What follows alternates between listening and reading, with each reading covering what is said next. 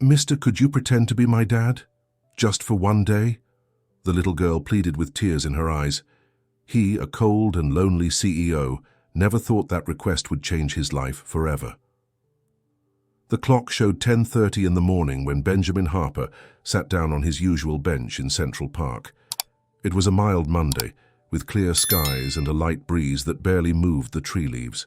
Like every week, the CEO of Harpertech took an hour to read a physical newspaper, one of his few analog habits amid the digital chaos that surrounded him. Dressed in an impeccable grey suit and dark glasses that hid his stern expression, Benjamin seemed unreachable. He didn't greet anyone, didn't return smiles. Around him the world went on, children running, couples strolling, street vendors offering cotton candy. That's when he felt her. He didn't see her coming, but something in the atmosphere changed. A trembling voice, almost a whisper, broke his reading. "Mister, could you be my dad for a day?" He lowered the newspaper slowly and saw her. A girl with light brown hair pulled into two crooked braids looked at him with large, moist eyes that seemed to contain more pain than any 5-year-old should know. "What did you say?" he asked, frowning. "My mom says that she's going to heaven soon. And I'd like her to see that I did have a dad before that happens, even if it's just pretend," said Emma, her voice breaking and her face stained with tears. Benjamin felt a knot in his stomach. He wasn't used to other people's emotions, much less being confronted so directly. "Where's your mom?" he asked, uncomfortable. "At home. She's very tired.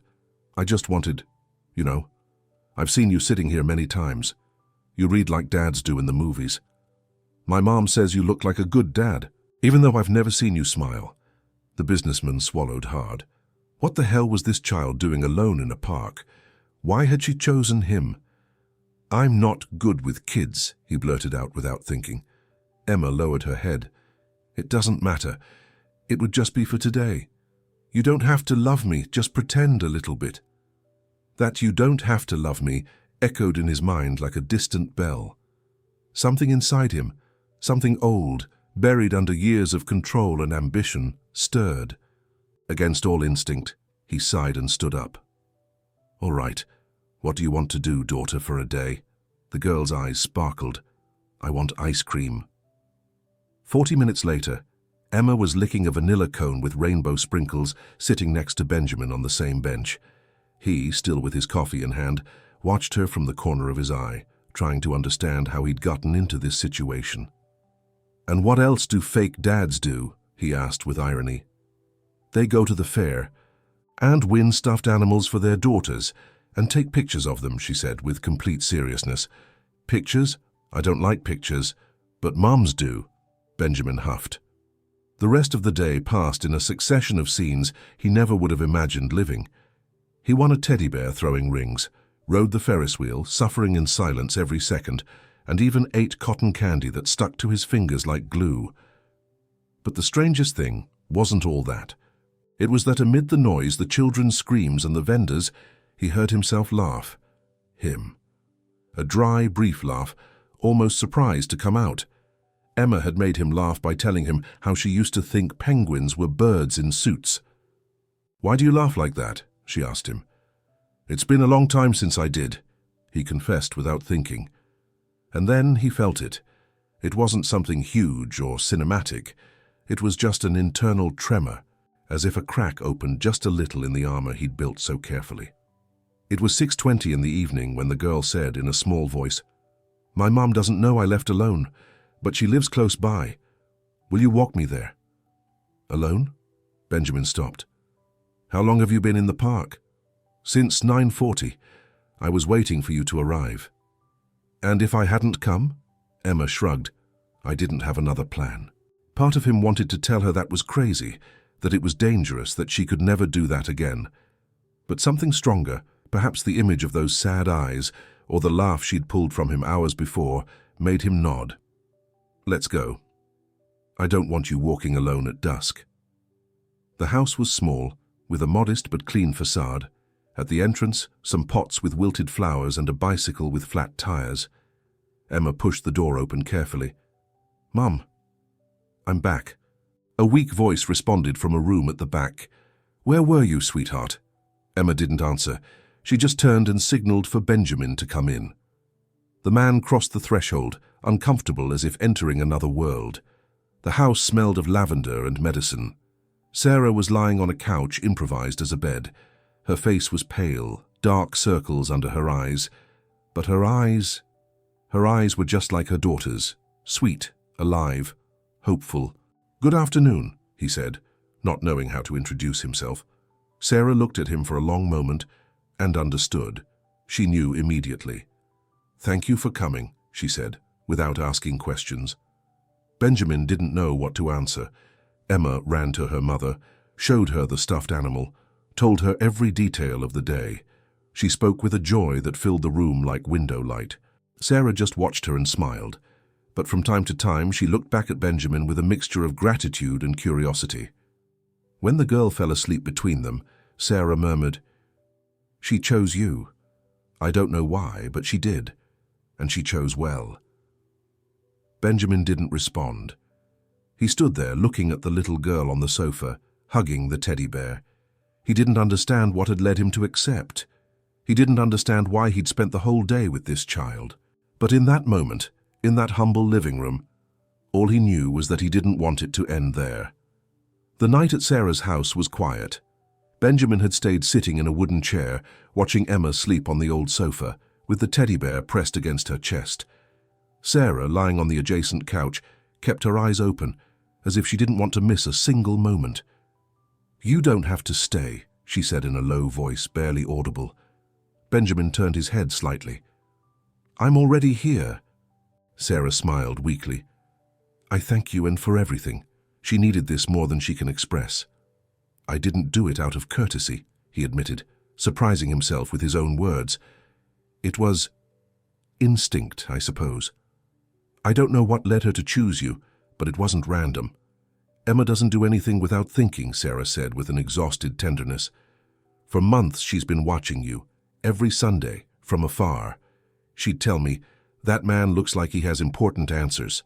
Benjamin frowned, confused. "Why didn't you tell me he was a stranger? Why did you go along with it?" Sarah looked away toward the ceiling. "Because I saw how you looked at her. I saw something in your gaze that I hadn't seen in weeks. Hope. And because, although I don't understand why you didn't seem uncomfortable, just lost." That comment shook him. Lost? Him? Silence. "How much time?" Benjamin asked without finishing the sentence. Sarah understood. "Not much. A few months, maybe less. The doctors stopped giving exact dates, but Emma doesn't know everything. I told her I'm very tired, that soon I'm going to sleep for a long time." Benjamin nodded slowly. There were no adequate words for that kind of reality. The next morning he woke before everyone. The clock showed 7:05. Sarah was sleeping deeply. In the kitchen, an old coffee maker boiled with a constant murmur. He made coffee without saying a word and went out to the small backyard where a basil plant struggled to stay alive. Emma appeared shortly after, dragging a blanket and rubbing her eyes. "You're still here?" "Yes. Good morning, daughter for a day." She let out a mischievous laugh. "You could be a daughter for 2 days, Dad." Benjamin looked at her, raising an eyebrow. "How many days are you planning this for?" "I don't know, until Mom smiles more." He sighed.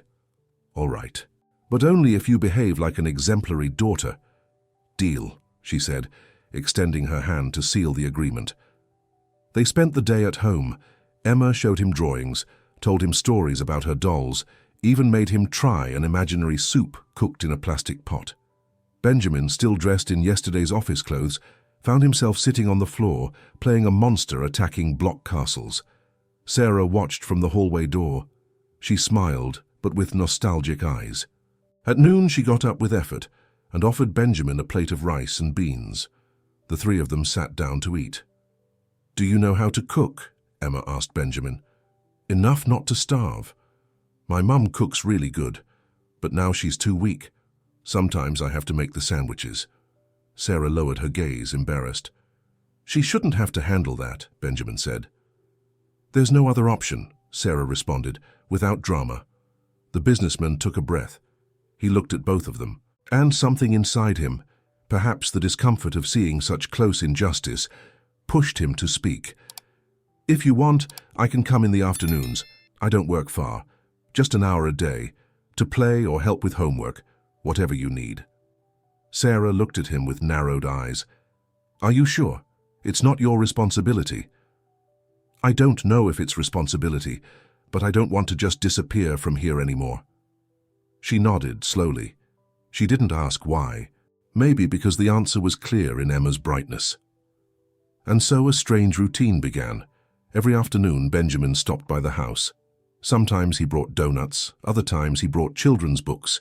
He learned to play bingo, to untangle a doll's hair without ripping it out, and to make Emma laugh just by raising an eyebrow. Sarah, although increasingly weak, began to talk more with him.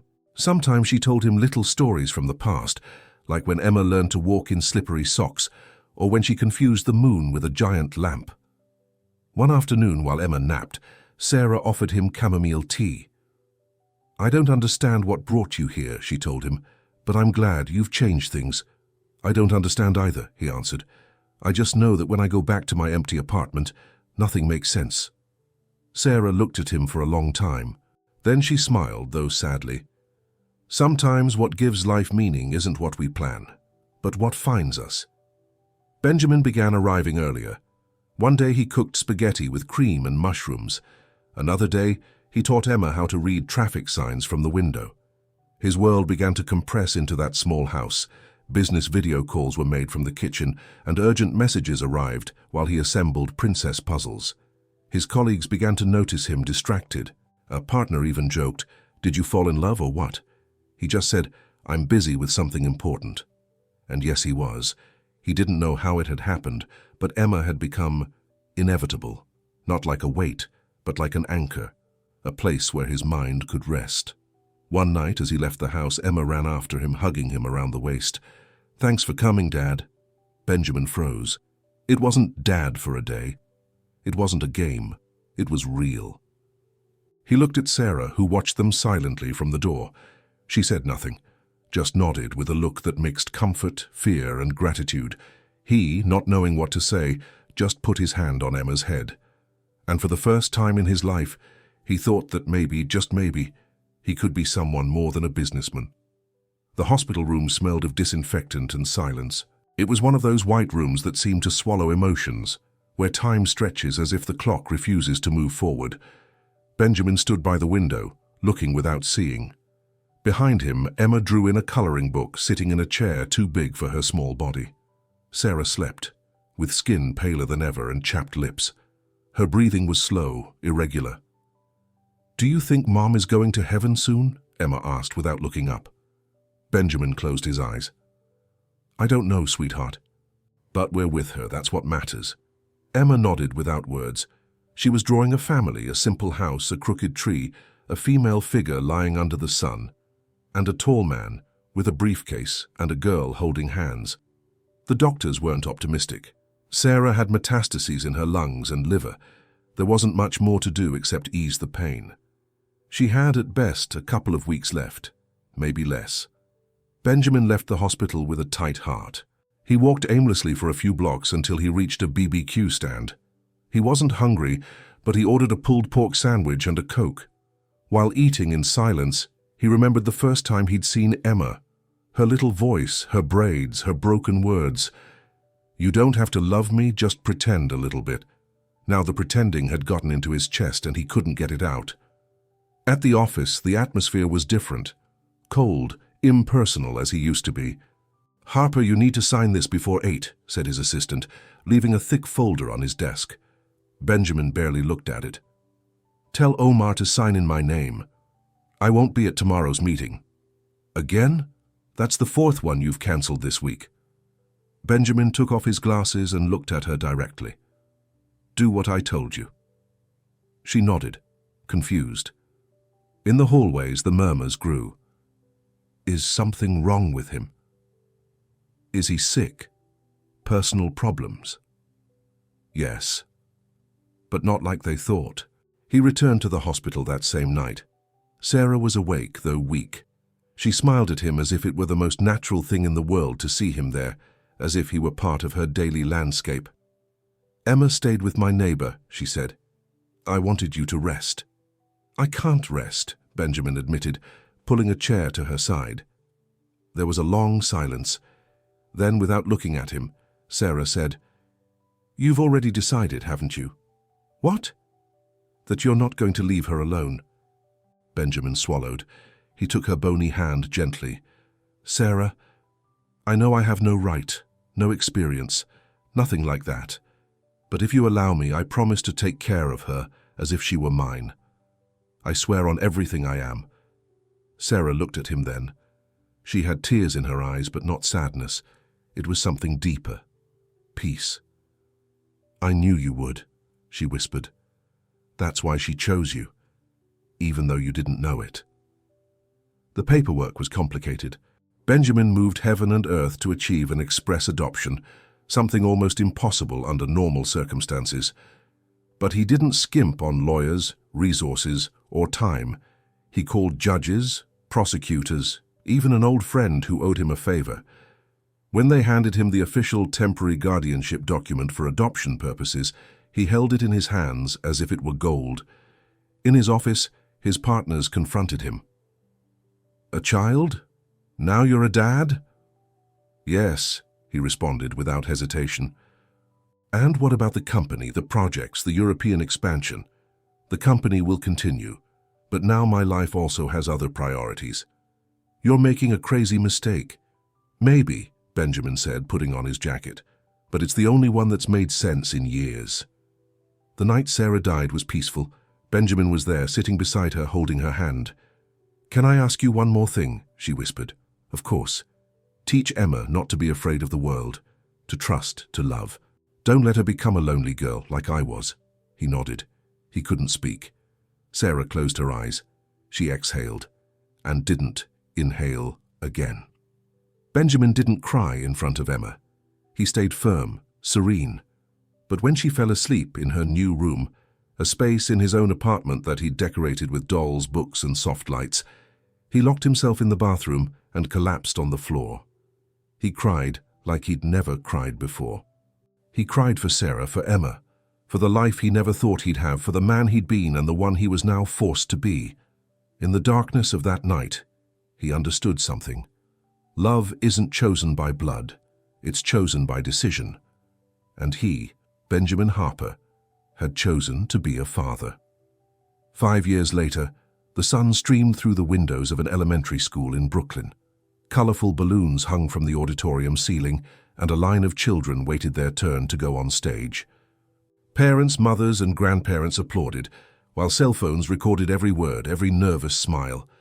In the third row, a man in a navy blue suit, with discreet gray at his temples and a warm gaze, applauded discreetly. Benjamin Harper was no longer the same. Next to him, a pink backpack with star patches rested on the empty chair. Its owner, Emma, was about to go on stage. When they called her, she adjusted the blue dress she'd chosen so carefully that morning and walked with a firm step. She was no longer the fragile girl with messy braids. She was 10 years old, spoke confidently, and her smile looked more like her mother's every day. "Hi," she said into the microphone. "My name is Emma Harper, and I want to read a letter I wrote for my mom and for my dad." The auditorium fell silent. Benjamin tensed, feeling something in his chest tighten. "My mom's name was Sarah. She was strong, brave, and never stopped loving me. Not even when her body couldn't handle it anymore. She taught me to be good, to have hope, and to look at the sky without fear. She always told me that someday, whether by miracle or accident, someone would see how special I was, and that someone arrived." Benjamin felt a lump in his throat.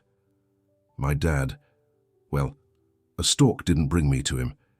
He didn't come out of a princess story. He arrived reading a newspaper, sitting on a bench. He didn't know how to play with dolls or how to do braids. At first, he didn't smile much, but he gave me the happiest first ice cream of my life, and after that he gave me something not all kids have, a home." A mother in the row ahead wiped away tears. "He didn't have to love me, but he chose to. He taught me to ride a bike, not to give up on math, to make pasta without it sticking, and to say no firmly when I don't like something. My dad, Benjamin Harper, is the best dad anyone could choose, and I choose him every day."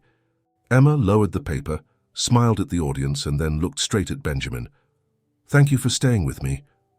The auditorium erupted in applause. Benjamin didn't applaud. He stood up, walked to the stage, hugged her in front of everyone, and whispered in her ear, "Thank you for teaching me to be someone better." After the event, as they walked through the nearby park, Emma swung from his hand, like when she was 5 years old. "Were you nervous?" he asked her. "A little bit, but I wanted everyone to know who you are to me." "And who am I?"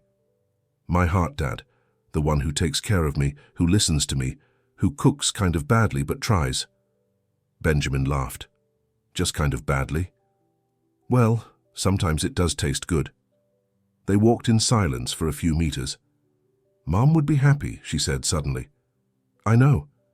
Sometimes I feel like she's still here," he responded. "Me too, especially when things get difficult, like she's whispering in my ear, 'Everything will be okay.'" Benjamin looked at her, moved. His daughter was wise. She'd inherited her mother's strength and something new, something of his too, a security built with time and tenderness. At his office, things had also changed. Benjamin delegated more. He no longer spent 12 hours a day in front of screens. He'd installed a small play area in a corner where Emma did homework or read while he attended meetings. "Dad, what does social investment mean?" she asked one afternoon. "It means using money to do things that improve the world," he responded, thoughtful. "Like building parks, or giving scholarships, or helping moms who are sick." Emma nodded, serious. "Then, when I grow up, I want to invest in kids who don't have dads." Benjamin hugged her without saying a word. Every year on the anniversary of Sarah's death, they visited Central Park. They left flowers under the tree where they used to sit, and Benjamin told Emma a new story that Sarah had shared with him, stories he kept in his memory like diamonds. "Mom said that reading the newspaper made you look wiser," Emma would say. "And you thought a wise man could be your dad," he'd respond, "and I wasn't wrong." That night, back home, Benjamin closed his laptop and went to see Emma, who had already fallen asleep, hugging the same teddy bear from that first day. He stayed in the doorway for a moment. 5 years ago, he never would have imagined this. He didn't believe in free love or second chances. His life was a schedule, a company, a routine. But now he had something more. He had a daughter, a story, a home. And he finally understood that the real legacy isn't built with buildings or stock shares. It's built with small acts, with shared ice cream, with bedtime stories, with promises kept. Because in the end, the love you choose is the most real of all.